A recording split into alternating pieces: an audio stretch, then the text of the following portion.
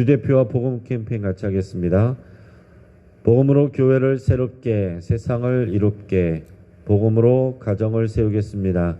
복음으로 전도하고 선교하겠습니다. 복음으로 세상을 섬기겠습니다. 아멘. 이번 주 묵상 말씀 베드로전서 2장 5절 우리 세 번 같이 하겠습니다.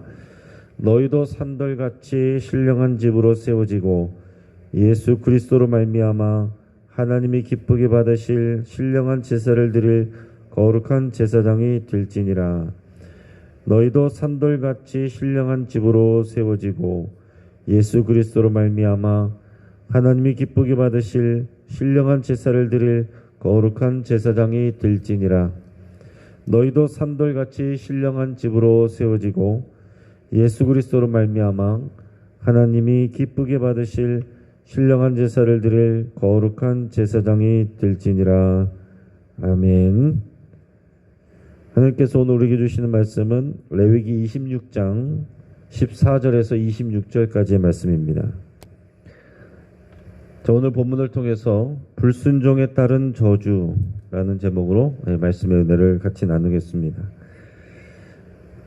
여러분, 이제 우리가 8월이 돼서 이 여름철에 많은 사람들이 이제 휴가로 물놀이를 갑니다. 그런데 이제 매년 물놀이 중에 사고가 생기곤 하는데 물에 빠져서 부상을 입거나 심하면은 생명을 잃기도 합니다. 그런데 아예 수영을 배우지 않았거나 수영을 아주 잘하는 사람은 사고 비율이 적은 반면에 오히려 수영을 1년 정도 배운 사람이 사고가 많이 난다고 합니다. 수영 실력이 완전하지 않으면서도 자신감이 차 있을 때이기 때문에 그렇습니다. 그럼 운전도 마찬가지예요. 초보 때는 오히려 사고가 적습니다. 늘 조심하기 때문에 사고가 적은데 오히려 운전 실력이 조금 늘면 자만하게 되고 방심하게 돼서 사고가 날 때가 더 많습니다. 이렇게 사람은 쉽게 자만하게 되고 자만하게 되면 또 규칙과 원칙을 무시하게 마련입니다. 그래서 수영이든지 운전이든지 초반에 오히려 작은 사고를 겪은 사람이 정신을 차리고 또 주의하게 되는 경우들을 많이 보게 됩니다. 그러니까 사람은 우리가 긍정적인 또 이렇게 해야 된다 하는 것을 배운 정도로는 다 그렇게 하는 것처럼 생각하게 됩니다. 그러나 오히려 내가 하지 말아야 될 것을 경험하게 되면 더 확실하게 배우는 그런 경향이 있어요. 오늘 본문에 보면 언약에 순종할 때 받는 복의 내용보다 불순종할 때 받는 이 저주의 내용이 훨씬 많은 것을 보게 됩니다. 왜 그럴까요? 하나님의 마음이 우리에게 복 주시는 마음보다 저주를 내리고자 하는 마음이 더 큰 것일까요? 하나님이 우리에게 복 주시는 내용보다 저주가 더 많은 것입니까? 자세히 보면 하나님께서 한꺼번에 저주를 다 내리시는 것이 아닙니다. 처음에는 약하게, 그래도 말을 안 들으면 더 강하게, 그래도 불순종하면 더 강하게 저주를 내리신다고 말씀하십니다. 뒤집어 말하면 하나님께서 저주에 대해서 장황하게 말씀을 하시는 것은 이스라엘 백성들이 저주받지 않고 조금이라도 빨리 회개하고 돌이켜 하나님이 말씀하신 그 길을 걷기를 원하시는 겁니다. 그리고 가나안 땅은 광야보다 훨씬 더 안정적이기 때문에 오히려 교만하기 쉽고 가나안 원주민들의 그런 우상 숭배 문화에 젖어들기가 쉽습니다. 그런 위험이 훨씬 커요. 언약관계 안에서 복을 받는 것은 당연한 일인데 저주받을 수 있다는 것을 자세하게 또 그리고 강력하게 말씀하셔서 하나님은 이스라엘 백성들이 자만하지 않고 시험에 들지 않도록 깨어 있기를 원하고 계십니다. 인간의 연약함을 알기 때문에 하나님과 언약을 맺었지만 지금 아직 광야에 있지만 가나안 땅에 들어가려면 아직도 멀었습니다. 그럼에도 불구하고 하나님은 이 땅에 들어갈 이스라엘 백성들이 연약해서 금방 또 자만해지고 교만해져서 하나님의 말씀을 어기고 그렇게 될 수 있다는 것을 미리 염두에 두고 계신 것입니다. 그래서 이 저주에 대해서 더 강하게 자세하게 말씀하고 계신 겁니다. 그래서 오늘 본문을 통해서 우리는 단지 저주와 복 이 자체가 아니라 이 말씀을 주시는 하나님의 마음이 무엇인지, 오늘날에도 적용되는 그 하나님의 마음이 무엇인지를 바르게 아는 것이 중요합니다. 그 하나님의 마음을 헤아릴 수 있기를 주의 이름으로 축복합니다. 과연 언약에 대해서 불순종하는 것이 무엇이냐? 그것을 오늘 본문의 14절 15절에서 말씀하고 있습니다. 같이 읽어보겠습니다.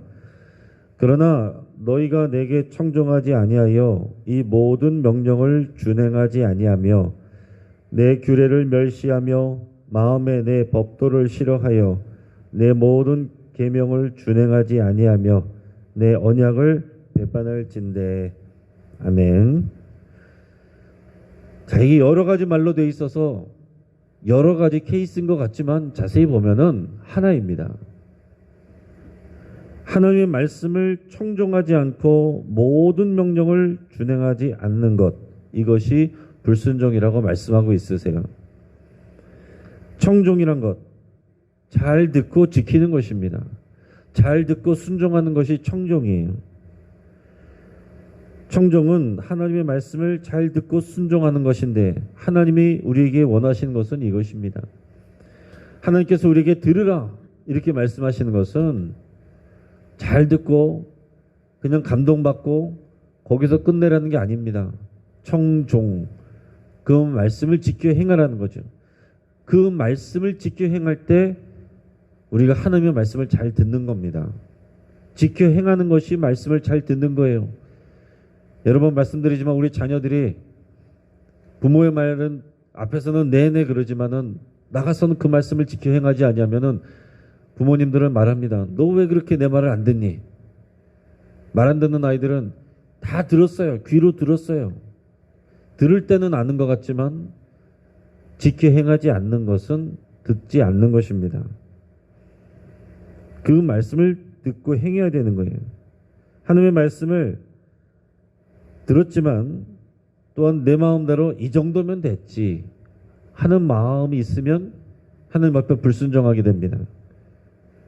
뭐라고 말씀하셨어요? 이 모든 명령을 준행하지 아니하며. 그러니까 여러분 이 말씀을 잘 이해해야 되는데, 하나님의 모든 계명을 준행하지 아니했다라는 표현이 아니라 하나님의 모든 명령을 준행해야 되는데 어떤 것은 지키고 어떤 것은 지키지 않았다라는 그런 말이에요. 그것을 하나님이 불순종이라고 말씀하시는 것입니다. 우리가 생각할 때 그래도 평균 80점 정도, 하나님의 계명의 80점 정도는 내가 지켰다. 그래 나는 다른 애들보다 나는 잘 지켰다. 의미가 없는 거예요. 다 지키지 아니하면 불순종한 것입니다.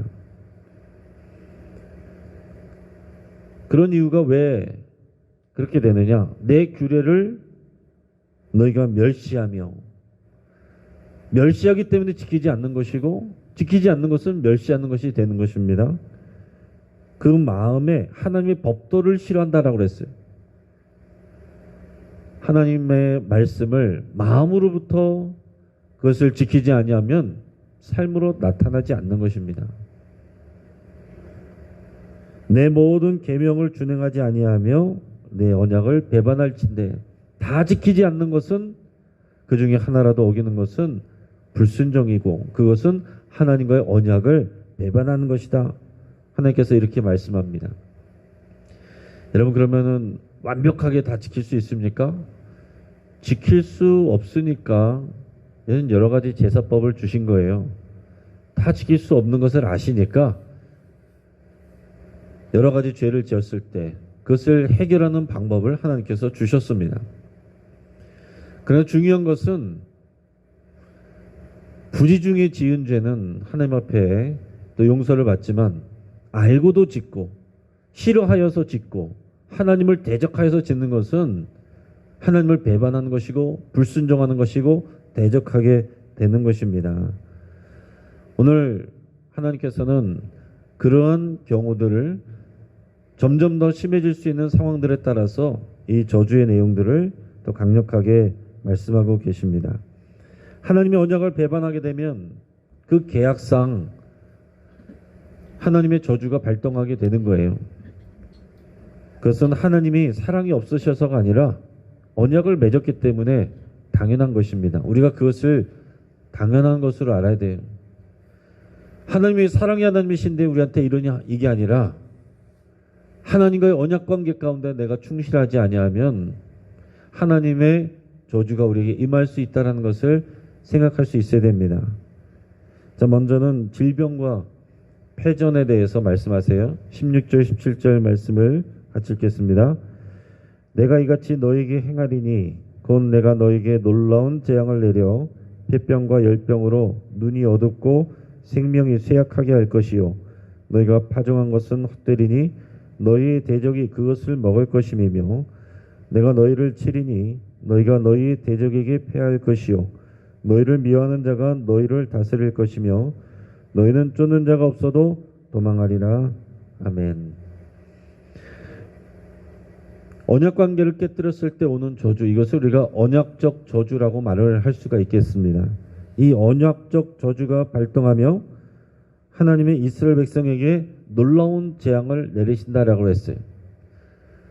하나님의 말씀을 청종하지 않고 그 언약을 배반하면, 언약을 깨뜨리면 하나님의 언약적 저주가 발동하는데 놀라운 재능이 임한다. 놀라운 재능이란 것은 생각지 못한 갑작스러운 그런 재앙이 임한다라는 그런 뜻입니다. 그 첫째는 질병이라고 그랬어요. 폐병과 열병으로 인해서 백성들의 눈이 어둡고 생명이 쇠약하게 될 것이다 라고 그랬습니다. 왜 굳이 폐병과 열병이냐? 이것은 대표적으로 언급을 한 것입니다. 여러분, 성경에 나오는 내용들은 문자적으로 딱 그것만 말씀하시는 것이 아니라 항상 대표적인 것을 말씀하시는 것이고, 숫자에 대한 것도 정확하게 딱 그것을 말씀하시는 것이 아니라 대표적인 상징수로서 말씀한다는 것을 여러분들 생각을 하셔야 됩니다. 그렇지 않고 그냥 말씀을 문자적으로 해석하면 우리가 오해를 하기 쉽습니다. 폐병과 열병을 주신다는 것은 그것을 대표로 한 여러 가지 질병이 올 수 있다는 것을 말씀하는 거예요. 자, 이런 질병이 올 수 있고, 두 번째는 전쟁이 나서 내가 농사지은 것을 적들에게 다 빼앗긴다라고 그랬습니다. 여러분, 우리가 아무리 열심히 농사를 지으면 뭐랍니까? 전쟁이 나서 적들에게 빼앗기면 아무 의미가 없는 거죠. 17절에서 보면 하나님이 이스라엘 백성을 치신다라는 이제 표현을 하고 계십니다. 그래서 이런 표현으로 우리가 좀 어려운 일이 있으면은 쉽게 다른 성도들에게 가서 하나님이 치셨다 이런 표현을 하는 경우들이 있습니다. 근데 이런 말씀을 우리가 조심해서 다뤄야 돼요. 우리가 언약 관계 안에서 우리가 벗어날 때 하나님께서 우리에게 돌아오라고 이렇게 재앙을 주시는 경우들이 있는데, 지금 이스라엘 공동체에게 전체에게 주시는 말씀이에요. 우리가 성도들의 삶을 충분하게 다 이해하지 못한 상황 속에서 함부로 하나님이 치셨다라는 표현을 쓰는 것은 정말로 조심을 해야 됩니다. 자, 하나님께서 우리들을 지키지 아니하시면 이스라엘 백성이 대적에게 패하게 됩니다. 그리고 미워하는 자들로부터 다스림을 받게 된다라고 그랬어요. 앞에서 하나님이 복을 주실 때는 뭐라고 그랬습니까? 5이 100을 쫓고 100이 만을 쫓을 것이다. 그런데 지금은 전쟁에서 패하게 되고, 그 다음에 뭐라고 그랬습니까? 쫓아오는 자가 없는데도 불구하고 도망하리라. 쫓아오는 사람이 없는데도 쫓기는 삶이 된다는 것입니다. 여러분, 쫓기는 자의 마음은 어떤 것입니까? 평화가 없어요. 언제나 두려움과 불안이 있어요. 여러분, 우리 삶에도 마찬가지입니다. 지금 전쟁이 나지 않았음에도 불구하고, 누가 쫓아오는 사람이 없음에도 불구하고 쫓기는 것처럼 불안함과 염려와 두려움으로 사는 분들이 있습니다. 하나님의 진정한 평화를 누리지 못하면 그렇게 되는 거예요. 그거보다 더 심해지면 가뭄과 땅의 황폐화가 온다라고 그랬어요. 18절에서 20절까지 말씀을 같이 읽겠습니다. 또 만일 너희가 그렇게까지 되어도 내게 청종하지 아니하면 너희의 죄로 말미암아 내가 너희를 7배나 더 징벌하리라. 내가 너희의 세력으로 말미암은 교만을 꺾고 너희의 하늘을 철과 같게 하며 너희 땅을 놋과 같게 하리니 너희의 수고가 헛될지라. 땅은 그 산물을 내지 아니하고 땅의 나무는 그 열매를 맺지 아니하리라. 아멘. 여러분, 상황이 그렇게까지 됐는데도 이스라엘 백성이 하나님께 청종하지 않으면 하나님은 7배나 벌을 더 내리시겠다고 말씀하십니다. 자, 이것도 산술적으로 7배가 되는 게 아니라 이것은 더 강한, 더 심한 그런 하나님의 재앙이 임할 수 있다는 것을 표현하는 것입니다. 자, 뒤집어서 말해서 하나님은 이스라엘 백성이 지금 속히 회개하고 하나님을 다시 청종하기를 원하고 계신 거예요. 저주 내리는 것이 하나님의 목적이 아니라 내가 이 저주를 내리지 않을 수 있도록 너희가 빨리 회개하고 돌이켜라. 이게 하나님의 마음인 것입니다. 자, 문제는 이스라엘 백성들이 오늘 19절 20절에 보면 자신들에게 생긴 이 세력으로 말미암아 교만하게 되었다는 점입니다. 세력이 어떻게 해서 생깁니까? 하나님이 복 주셨기 때문에, 가나안 땅이 정착해서 안정이 되기 때문에 나에게 힘이 생기는 거예요. 그건 하나님이 주신 복인데, 그럼 그 복을 누리려면 하나님의 은혜입니다. 하나님이 하셨습니다. 이렇게 항상 고백을 해야 되고 그 마음으로 정말 살아가야 되는데, 내가 가진 힘이 생기면 교만해지는 거예요. 하나님 없이도 내가 가진 힘으로 살 수 있다라는 그런 마음이 들어오게 되는 것입니다. 하나님의 은혜임을 잊어버리고 자기의 내가 했다, 내가 한다, 이게 가운데 딱 서버리면 교만하게 되는 거예요. 그러면 복이 저주로 바뀌게 되는 것입니다. 여러분, 우리는 믿음으로 사는 것이고 믿는 자는 하나님의 의를 받는 거예요. 하나님의 의는 자기 의가 아니라 하나님이 하신 것을, 하나님의 은혜를 붙들고 사는 것이 하나님의 의를 받는 사람입니다. 하나님은 아예 하늘을 철과 같게 하고 땅을 놋과 같게 하실 거라고 그랬어요. 무슨 얘기입니까? 물이 통하지 않고 하늘과 땅이 마르게 될 거다라는 얘기예요. 그러면 당연히 어떻게 됩니까? 땅은 곡식을 내지 못하고 땅의 나무는 과실을 맺지 못해요. 땅이 황폐하게 되고 농사를 망치게 됩니다. 실제로 아합 왕 때 보면 이스라엘 땅에 하나님께서 3년 6개월 동안 비도 이슬도 내리지 않게 하신 일이 있어요. 그 역사적으로 하나님께서 실제로 이런 일을 하셨어요. 결국에는 백성들이 회개할 때 엘리야의 기도로 하나님이 비구름을 보내주셔서 해갈하게 하십니다. 여러분, 하늘에서 내리는 물, 하늘에서 내리는 비는 전적인 하나님의 은총입니다. 자, 이것이 더 심해지면 들짐승을 보내신다 말씀합니다. 21절 22절 같이 있습니다. 너희가 나를 거슬러 내게 청정하지 아니할진대 내가 너희의 죄대로 너희에게 7배나 더 재앙을 내릴 것이라. 내가 들짐승을 너희 중에 보내리니 그것들이 너희의 자녀를 움키고 너희 가축을 멸하며 너희의 수요를 줄이리니 너희의 길들이 황폐하리라. 아멘. 앞에서는 들짐승을 막아주신다고 그랬는데 그게 하나님의 복인데, 저주는 들짐승이 나타나서 가축들을 해치고 자녀들을 잡아먹는, 해치는 이런 일들이 생길 수 있다는 것을 말씀하십니다. 그렇게 되면 가축이 줄어들어서 재산이 줄어들게 되고, 그리고 자녀들의 수요도 줄어들게 되겠죠. 결국 그들의 길, 그들의 인생, 그들의 삶이 황폐하게 되는 결과가 나타나게 되는 것입니다. 그 다음으로 가면 연병과 전쟁에 대해서 또 말씀하십니다. 23절에서 26절까지 말씀을 같이 읽어보겠습니다. 이런 일을 당하여도 너희가 내게로 돌아오지 아니하고 내게 대항할진대 나 곧 나도 너희에게 대항하여 너희 죄로 말미암아 너희를 7배나 더 치리라. 내가 칼을 너희에게로 가져다가 언약을 어긴 원수를 갚을 것이며 너희가 성읍에 모일지라도 너희 중에 연병을 보내고 너희를 대적의 손에 넘길 것이며 내가 너희가 의뢰하는 양식을 끊을 때에 열여인이 한 화덕에서 너희 떡을 구워 저울에 달아주리니 너희가 먹어도 배부르지 아니하리라. 아멘.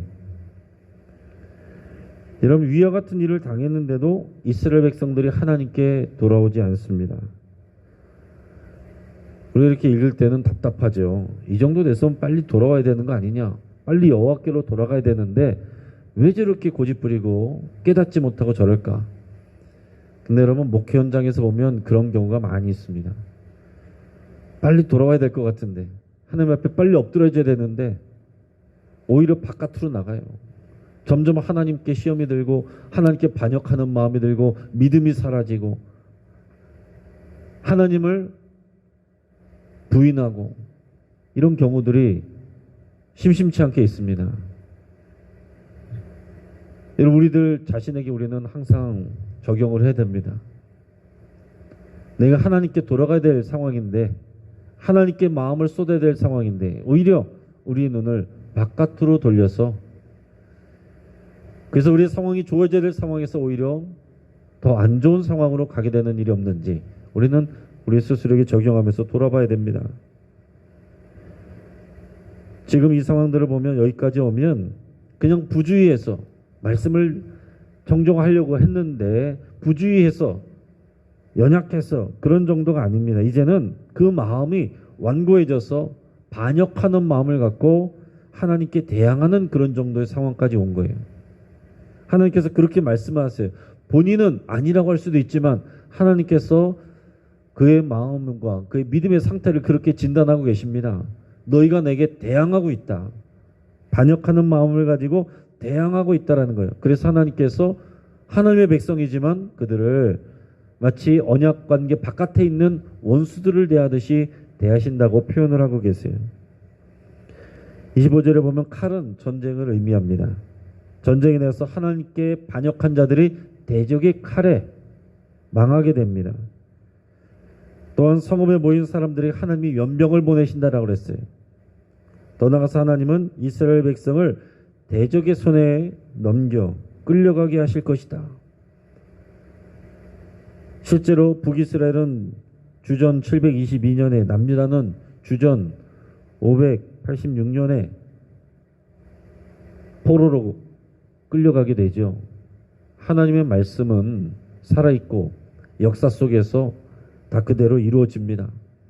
하나님이 이렇게 말씀하시는 이유는 이루어지지 않기를 바라는 마음으로 주시는, 또 경고하고 또 경고하는데 그럼에도 불구하고 이스라엘 역사 속에서 하나님의 언약을 배반하고 대항하여 이러한 재앙을, 저주를 자초한 일들이 다 성경이 이스라엘 역사 가운데 남아있어요.